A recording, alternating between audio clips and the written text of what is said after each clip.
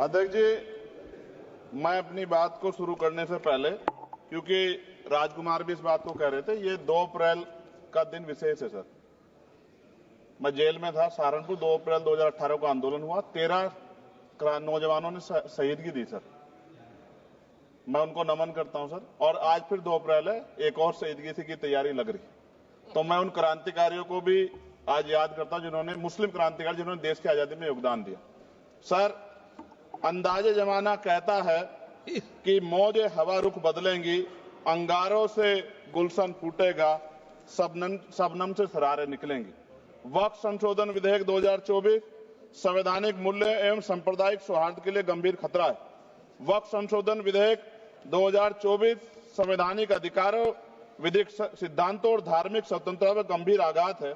विधेयक वक्फ प्रबंधन को कुशल और प्रभावी बनाने का दावा करता है, लेकिन इसके 44 संशोधन इन वादों को पूरा करने में असफल है। हमारा मानना है कि इस संशोधन से स्पष्टता, साक्ष्य और मूल कारण विश्लेषण का अभाव होगा। पूर्व संशोधनों का मूल्यांकन नहीं होगा, हितधारकों से परामर्श की पारदर्शिता नहीं होगी, मौलिक अधिकार का उल्लंघन होगा। Article 13, article 14, article 25, article 26, article 50, article 300 सर्वोच्च न्यायालय के निर्णय, स्थापित कानून और इस्लामी सिद्धांत और संविधान की भावना का उल्लंघन होगा। असत्य वादे बनाम वास्तविक प्रभाव, विधेयक सुधार और सशक्तिकरण का दावा करता है, लेकिन वास्तव में धार्मिक संपत्तियों के पुनः वर्गीकरण, जब्ती का प्रावधान संशोधन 39A, ऐतिहासिक मस्जिदों, कब्रिस्तानों को सरकारी संपत्ति घोषित करना, जिससे सांप्रदायिक तनाव पैदा हो सकता है। जिलाधिकारियों को अत्यधिक अधिकार प्राप्त करना, संशोधन 4B।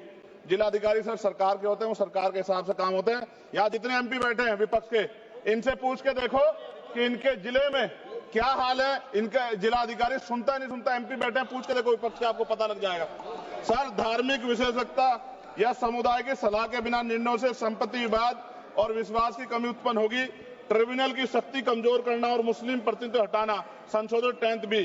धार्मिक कानून की त्रुटिपूर्ण व्याख्या और पक्षपाती निर्णय, दानकर्ता इच्छा की उपेक्षा व धार्मिक स्वतंत्रता का हनन, संशोधन 5A।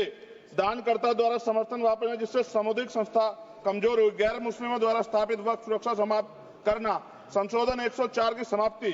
अंतर धार्मिक सौहार्द प्रभावित होगा सर।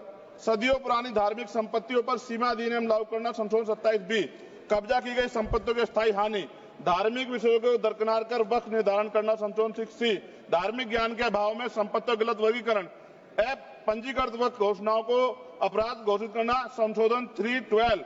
भय के माहौल में धार्मिक दान में गिरावट, मनमाने सर्वेक्षण को और वर्गीकरण की अनुमति देना, संशोधन 8A। धन्यवाद वकील साहब। सर, अभी पूरा दो जाने दो। सारी धाराएं पढ़ दोगे आप तो? सर, 2 मिनट में खत्म करूंगा और ये इंपॉर्टेंट है सर, मौका दीजिए सर। बिना जवाबदेही के बड़े पैमाने पर वक्फ संपत्तियों का पुनः वर्गीकरण, प्रशासनिक भ्रम और प्रभावशीलता को नुकसान पहुंचाना, संशोधन 12D। कानूनी विवादों और कुप्रबंधन को वक्फ बोर्डों की विश्वसनीयता का नुकसान, अस्पष्ट आधारों पर राज्य द्वारा वक्फ बोर्ड को भंग करने का अधिकार, संशोधन 3C। राज्य के व्यापक विरोध प्रदर्शन धार्मिक लक्ष्य का लक्ष्य, सार्वजनिक हित के नाम पर वक्फ प्रशासन पर पूर्ण नियंत्रण, संशोधन 37C2। व्यापक स्तर पर अशांति विरोध प्रदर्शन, कानून व्यवस्था की गंभीर स्थिति। सर, सरकार के उद्देश्य से नजर आता है मुस्लिम समुदाय के योगदानों पर नियंत्रण स्थापित करना, मुसलमानों को उनकी वक्फ संपत्ति वंचित करना, वक्फ स्थापित करने के अधिकार पर प्रतिबंध लगाना, वाकिफ और मुतवल्ली की इस्लामी परिवर्तन करना। इस विधेयक को वर्तमान रूप से स्वीकार करें और समावेशी परामर्श, कानून स्पष्टता, संवैधानिक धार्मिक सुरक्षा सुनिश्चित करें। सर, ये तो बिल पे था सर, क्योंकि आप कहते हैं बिल पे बोलना चाहिए 2 दिन नहीं, लेकिन सर मैं सुबह से सुन रहा हूं सर 2-3 चीजें बोलूंगा सर। जो विद्वान सरकार मुसलमानों की कितनी हितैषी है सर, कुछ कह रहे हैं क्या? जो विद्वान होता है वो बिल पे बोलता है। सर बस खत्म कर रहा हूं। सरकार कितनी हितैषी है सर? केंद्रीय मंत्रिमंडल में एक भी मुस्लिम मंत्री नहीं है। सच तो यह कि अभी ईद पे नमाज पढ़ने के लिए भी नए नियम बनाए गए और जो नमाज पढ़ रहे थे उनके पीछे पुलिस कर्मचारी लाठी लेकर खड़ा था, मैंने खुद देखा सर। अगर सरकार इतनी देर सच्चर कमेटी की रिपोर्ट पर चर्चा कराएगी, बिल्किस बानो के आरोपियों को जेल से बाहर आने के बाद स्वागत किया गया सर। मुसलमानों की जमीन की बात है, SC/ST की जो जमीन है वो छीनी जा रही है सर। कानून से ऊपर उठकर मुसलमानों घरों पर बुलडोजर चलाए गए, सबने देखा। सुरक्षा की बात करते हैं, लिंचिंग की गई, मुसलमान मारे गए सर। कावड़ यात्रा में गरीबों के ठेलों पे सुप्रीम कोर्ट ने ऑर्डर किया कि नाम मत लिखवाओ, देश को मत तोड़ो। अंत में सर बात निकली है तो दूर तक जाएगी। पार्टी सरकार के नेता यात्रा निकाल के कहते हैं मुसलमानों को भगाओ। और कई एक मुस्लिम एमपी पिछली बार सर उनको क्या क्या शब्द निकले, कोई निंदा नहीं हुई सर, और उसका प्रमोशन हुआ। और कभी आपके नेता कहते हैं सरकार गोली मारो और आप हिंदू राष्ट्र की बात करते हैं सर। मेरा यह कहना है सर, मैं इसका पुरजोर विरोध करता हूं और अपनी एक शायरी के साथ खत्म करूंगा। तो बहुत सुनी मैंने आज दोनों तरफ, जब तक ना बदले जालिम हुकूमत का मिजाज, एहतजाज एहतजाज एहतजाज, और ये तब तक रहेगा जब तक सर अपनी सरकार सोच नहीं होती। धन्यवाद सर।